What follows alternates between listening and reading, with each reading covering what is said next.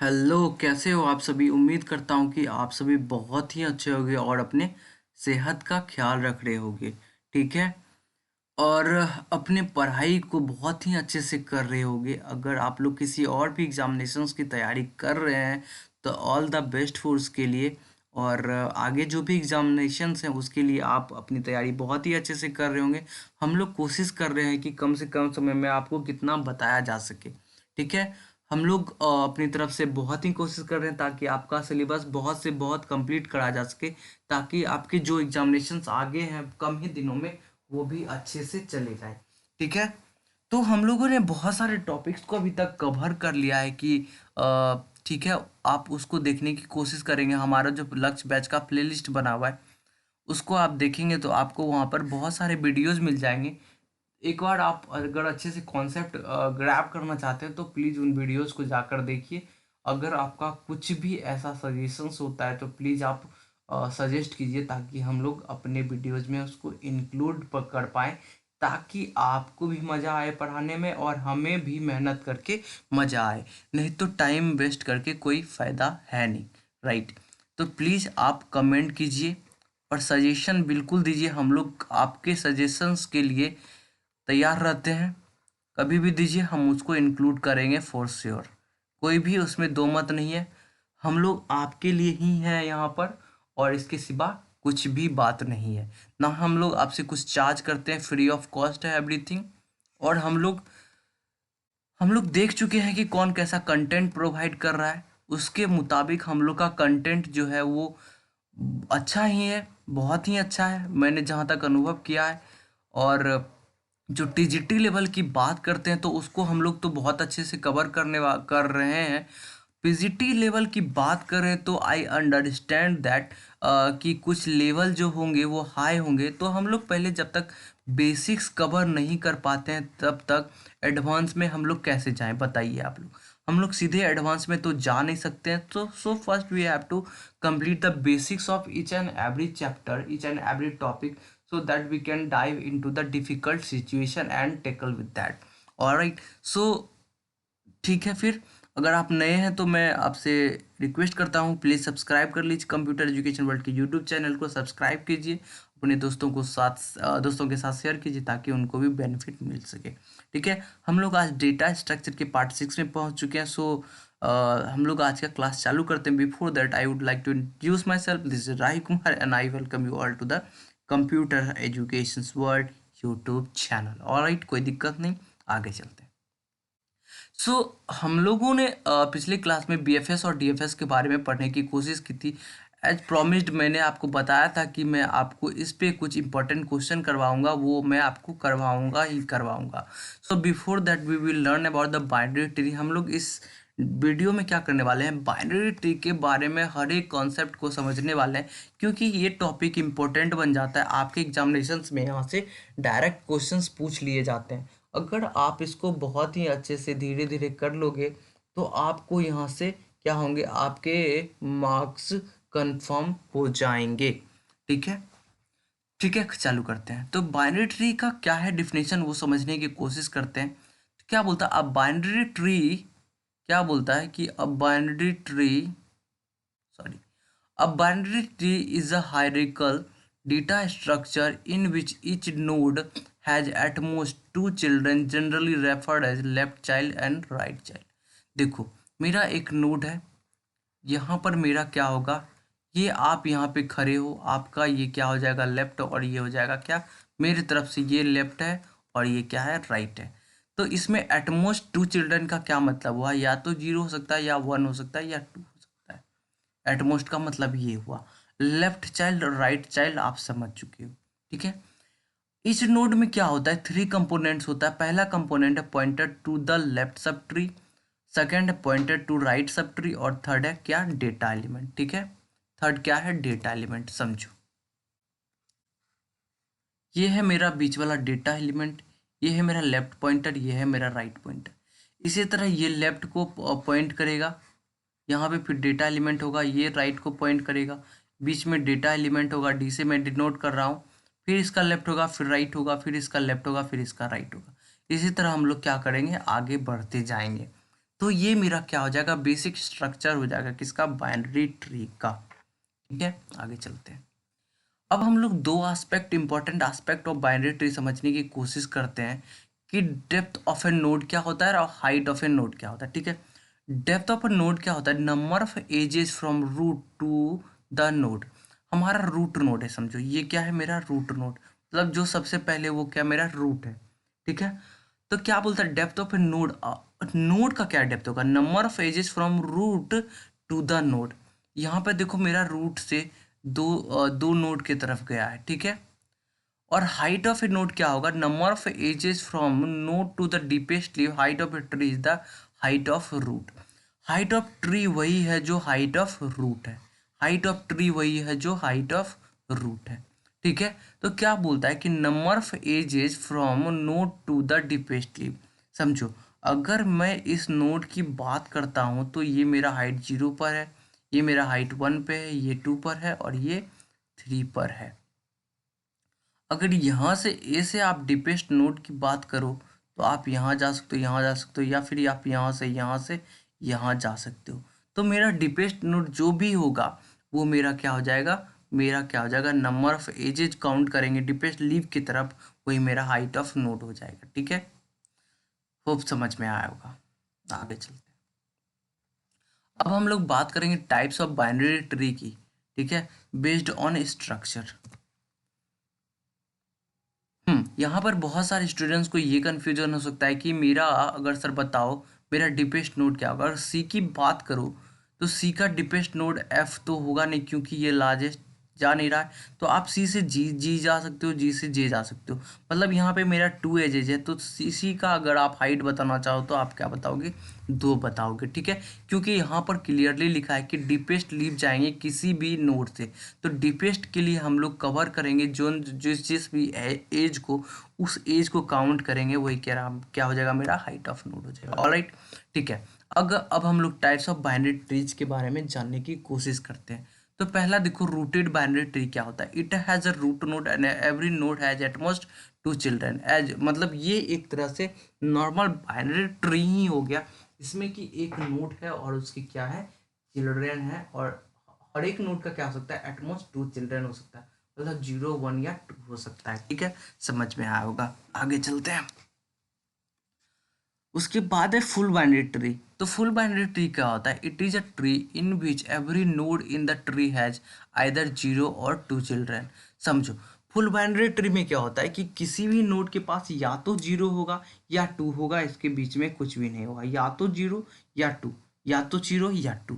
ठीक है, समझ में आया होगा। यहाँ पर इंपॉर्टेंट थिंग है जो कि मैं आपको समझाने की कोशिश करता हूँ। देखो, the number of nodes n in a full binary tree is at least n equal to 2h minus है। क्या बोलता है कि n इक्वल टू 2h-1, जहाँ की h मेरा क्या है, हाइट ऑफ ट्री है, हाइट ऑफ बाइनरी ट्री है। तो बोलता है क्या होता है, एटलीस्ट कितना नोड्स होना चाहिए, n इक्वल टू 2h-1, ये इंपॉर्टेंट है।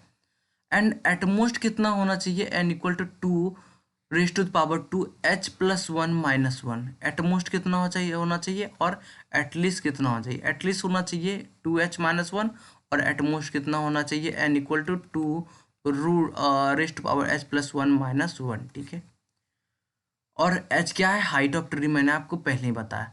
The number of leaf nodes l in a full binary tree is number l of internal nodes plus l। क्या बोलता है कि हमारा कंप्लीट बाइनरी ट्री में क्या होगा, फुल बाइनरी ट्री में क्या होगा, नंबर ऑफ लीफ नोड्स अगर l से डिनोट करते हो, ये हो जाता है कि मेरा जितना भी इंटरनल नोड्स है, ठीक है, और +1 कर देंगे तो ये मेरा लीफ नोड्स का नंबर आ जाएगा। ठीक है, आगे चलते हैं। परफेक्ट बाइनरी ट्री क्या होता है उसको समझने की कोशिश करते हैं। क्या बोलता है, it is a binary tree in which all interior nodes have 2 children and all leaves have the same depth और सेम लेवल। क्या बोल रहा है कि बाइनरी ट्री एक ऐसा बाइनरी ट्री जिसमें कि सारे इंटीरियर नोड्स क्या है, उसके पास 2 चिल्ड्रन है और लीव्स के पास क्या है, और जितना भी लीव्स है मेरा वो सेम लेवल या डेप्थ पे होना चाहिए। ठीक है, अब देखो यहाँ पर क्या बोलता है, a perfect binary tree with l leaves has n equal to 2l-1 nodes. क्या बोलता है कि अगर परफेक्ट बाइनरी ट्री है, अगर एल लिप्स है तो मेरा नंबर ऑफ नोड्स क्या हो जाएगा, 2 × L-1, 2 × L-1 हो जाएगा। ठीक है, in perfect full binary tree L = 2H and N = 2H + 1 - 1, where N is number of nodes, H is the height of tree, L is the number of leaf nodes.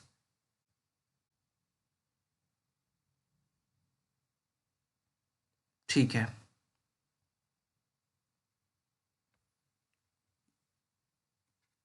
ठीक है, आगे चलते हैं।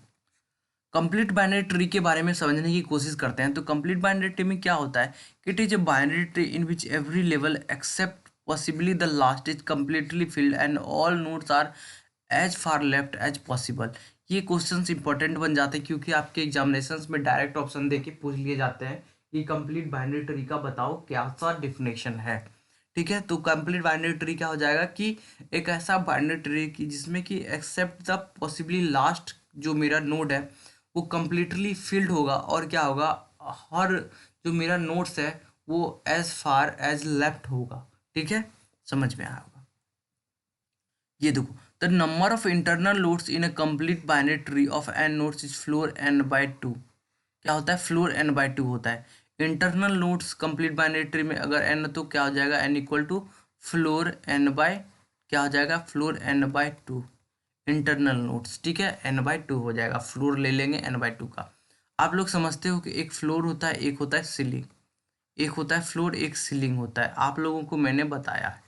ठीक है, अगर आप लोगों ने C++ का क्लास पढ़ा होगा तो आपको फ्लोर और सीलिंग के बारे में पता होगा, या फिर आप लोगों ने DBMS का क्लास पढ़ा होगा तो आपको सीलिंग और फ्लोर के बारे में मैंने ज़रूर से ज़रूर बताया होगा। ठीक है, ठीक है, अब हम लोग पढ़ते हैं किसके बारे में, बैलेंस्ड बाइनरी ट्री के बारे में। तो बैलेंस्ड बाइनरी ट्री क्या होता है समझने की कोशिश करते हैं। तो क्या बोलता है, a binary tree is a height balance if it is satisfy the following constraint. क्या बोलता है, बैलेंस्ड बाइनरी ट्री क्या होता है, अगर ये कंस्ट्रेंट फॉलो करेगा तो वो क्या हो जाएगा, बैलेंस्ड बाइनरी ट्री हो जाएगा। क्या क्या है कंस्ट्रेंट, उसको समझने की हम लोग क्या करते हैं, कोशिश करते हैं। तो क्या बोलता है, पहला देखो क्या है कि left and right subtree height differs by at most 1 and the left subtree is balanced and right subtree is balanced. देखो, अगर आपका ये हो, समझो यहाँ पर है, अगर मेरा ये जो नोट है, ये दोनों, इसका ये हो गया राइट, लेफ्ट हो गया, और इसका ये हो गया राइट। अगर दोनों के हाइट का डिफरेंस एटमोस्ट 1 होगा, 0 या 1 होगा, तो मेरा बैलेंस्ड होगा। उसी तरह अगर हम लोग यहाँ पर इस नोट की बात करें तो ये भी खुद में बैलेंस्ड होना चाहिए, और राइट भी खुद में बैलेंस्ड होना चाहिए, और यहाँ भी खुद में जो मेरा रूट नोट है वो भी बैलेंस्ड होना चाहिए।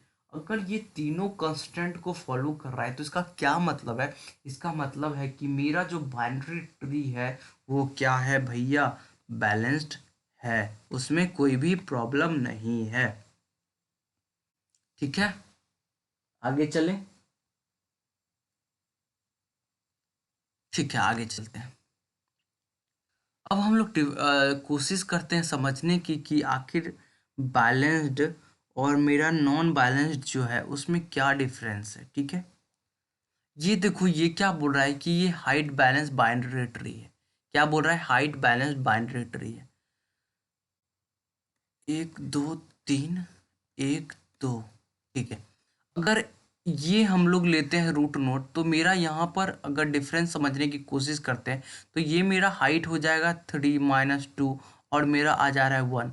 तो हम लोग का क्या बोलता है कि एटमोस्ट 1 होना चाहिए। तो क्या मतलब हुआ, 0 या 1 होना चाहिए। ठीक है, अगर 0 या 1 हो गया, एटमोस्ट 1 मतलब 1 से ज़्यादा नहीं हो सकता, 0 1 और इसके पीछे हो सकता है।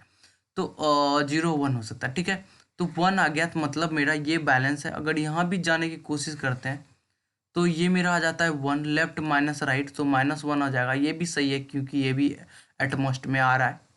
यहाँ पे जाने की कोशिश करेंगे तो 1 घटाओ 0 1 आ जाएगा इसका बैलेंस फैक्टर। और यहाँ पर अगर आप जाओ तो 1 - 0 1 ही आ गया, और यहाँ पे कुछ है नहीं तो ये 0। तो क्या मतलब हुआ कि मेरा हर एक जगह पे बैलेंस्ड है और मेरा रूट भी क्या है, रूट भी बैलेंस्ड है, मतलब ये टोटली बैलेंस्ड ट्री हो गया। समझ में आया होगा। अगर समझो यहाँ पर समझने की कोशिश करते तो क्या बोलता है, height of left and right sub tree differ by more than 1 1 2 3। अगर 3 - 1 करोगे तो 2 आ जाएगा मेरा रूट नोड का बैलेंस फैक्टर। तो अगर 2 आ गया तो मेरे ये कंस्ट्रेंट को फॉलो नहीं कर रहा है। तो इसका क्या मतलब हुआ, साफ साफ कि भैया ये मेरा एक बैलेंस्ड बाइनरी ट्री नहीं है। क्या है, बैलेंस्ड ट्री नहीं है। ये वाला नहीं है और ये वाला है। ठीक है, समझ में आया? ऑलराइट। अब देखो ये समझने की कोशिश करो, the height of balance binary trees big O of log n where n is the number of nodes. ये आपको इंपॉर्टेंट क्वेश्चन बन जाता है, आपके एग्जामिनेशन में सीधे पूछ लिए जा सकते हैं, सो मैंने यहाँ पे इंक्लूड कर दिया। एक इम्पॉर्टेंट है कि डिजेनरेट ट्री किसको बोलते हैं। तो क्या बोलता है, it is a tree where each parent node has only one child node, it behaves like a link list. क्या बोलता है कि जो भी मेरा पेरेंट नोड है उसके पास बस एक ही चाइल्ड होगा। अगर ऐसा मेरा कोई ट्री दिख जा रहा है तो उसको क्या बोल देंगे हम लोग, डिजेनरेट ट्री बोल देंगे। ठीक है, एक बार हम लोग शुरू से रिवीजन करने की कोशिश करते हैं। हम लोग क्या पढ़ रहे हैं, बाइनरी ट्री। बाइनरी ट्री क्या है, डेटा स्ट्रक्चर है जिसमें कि एटमोस्ट दो चिल्ड्रन हो सकते हैं, जिसको कि लेफ्ट और राइट बोल देते हैं। ठीक है, वहीं पर depth of node, height of node हम लोगों ने जानने की कोशिश की। उसके बाद हम लोगों ने different types of binary trees को जानने की कोशिश की बेस्ड ऑन स्ट्रक्चर। क्या, बेस्ड ऑन स्ट्रक्चर। पहला क्या रहा मेरा, रूटेड बाइनरी ट्री, जो कि नॉर्मल था। उसके बाद हम लोगों ने फुल बाइनरी ट्री के बारे में समझने की कोशिश की। उसके बाद हम लोगों ने परफेक्ट बाइनरी ट्री को समझने की कोशिश की। उसके बाद हम लोग कंप्लीट बाइनरी ट्री पर आए। फिर हम लोगों ने समझने की कोशिश की the number of internal nodes in a complete binary tree क्या होगा, क्या हो जाएगा, फ्लोर n/2। अगर मेरा n नंबर ऑफ नोड्स है तो मेरा इंटरनल नोड्स कितना हो जाएगा, floor n/2। Balance binary tree का हम लोगों ने समझने की कोशिश की क्या, कि लेफ्ट और राइट सब ट्री का मेरा हाइट क्या हो सकता है, डिफर कर सकता है, नॉट मोर देन क्या एटमोस्ट 1 बोलो, ज़्यादा सुटेबल है टेक्निकली। ठीक है, और क्या बोलता है कि उसी तरह अगर हम लोग रूट नोड मेरा बैलेंस्ड है तो मेरा लेफ्ट में जो होगा और मेरा राइट में सब ट्री जो होगा वो दोनों भी बैलेंस्ड होना चाहिए, तभी हम लोग एक बाइनरी ट्री को क्या बोल सकते हैं, बैलेंस्ड ट्री बोल सकते हैं, बैलेंस्ड बाइनरी ट्री बोल सकते हैं। ऑलराइट, उसके बाद मैंने आपको समझाने की कोशिश की थी कि height of balanced binary tree को कैसे करेंगे और जो नहीं है बैलेंस्ड उसको कैसे करेंगे। इसके बाद हम लोग जब क्वेश्चन बनाते तो आप लोगों ने एवियल रोटेशन के बारे में पढ़ा होगा, जो कि 3 साइंटिस्ट के नामों पर रखा गया। इसको हम लोग अगले वीडियो में कवर करने की कोशिश करेंगे। तो यहाँ पर हम लोग रोटेशन के थ्रू क्या करना चाहते हैं, कि बैलेंस करना चाहते हैं अपने ट्री को। क्या करना चाहते हैं, बैलेंस करना चाहते हैं अपने ट्री को। कैसे बैलेंस करते हैं, क्या क्या एस्पेक्ट्स होते हैं, क्या क्या हम लोग को समझना पड़ेगा, वो जब हम लोग एवियल ट्री के बारे में पढ़ेंगे, एवियल रोटेशन के बारे में पढ़ेंगे, तो वहाँ पे बहुत ही अच्छे से कवर कर लिया जाएगा। ठीक है, कोई दिक्कत नहीं। उसके बाद हम लोगों ने ये जानने की कि हाइट ऑफ बैलेंस ट्री क्या होता है, बिग ऑफ लॉग एन होगा where n is number of nodes. उसके बाद हम लोगों ने डिजेनरेट ट्री पढ़ा कि ऐसा ट्री जिसमें कि पेरेंट के पास एक ही चाइल्ड हो, तो उसको क्या बोलेंगे, डिजेनरेट ट्री बोलेंगे। ठीक है, तो आज का क्लास हम लोग यहीं तक रखते हैं। Thank you so much for watching this video. Please मुस्कुराते रहिए और अपनी पढ़ाई को बहुत ही अच्छे से कोशिश करते रहिए कि अच्छे से हो पाए। अगर आप नए हैं तो प्लीज़ क्या कर लीजिए यार, सब्सक्राइब कर लीजिए, दोस्तों के साथ शेयर कीजिए, लाइक कीजिए वीडियोस को, ताकि आपको बेनिफिट मिल पाए। पीडीएफ टेलीग्राम पर थोड़ा आगे पीछे हो जा रहा है क्योंकि अभी फेस्टिवल चल रहा है, पर आपको सारे पीडीएफ टाइम पे मिल जाएंगे। तो पीडीएफ के लिए टेलीग्राम ग्रुप ज्वाइन कर लीजिए आप, कंप्यूटर एजुकेशन वर्ल्ड का। आपको किसी भी वीडियो के नीचे जाइए, डिस्क्रिप्शन बॉक्स में आपको कंप्यूटर एजुकेशन वर्ल्ड का हैंडल मिल जाएगा टेलीग्राम का, आप वहाँ से जाके ज्वाइन कर सकते हैं। वहाँ पे हमारे साथ बहुत ही स्टूडेंट जुड़े हुए हैं। अगर आपको कोई प्रॉब्लम होता है तो आप वहाँ पे पूछ सकते हैं, आपको डायरेक्टली वहाँ पर मैं आंसर करता हूँ। ठीक है, सो अपना ख्याल रखिए अपनी सेहत का। Thank you so much once again for watching this video. Bye bye, और अपना सेहत का ध्यान रखिए फिर से। ठीक है, ठीक है।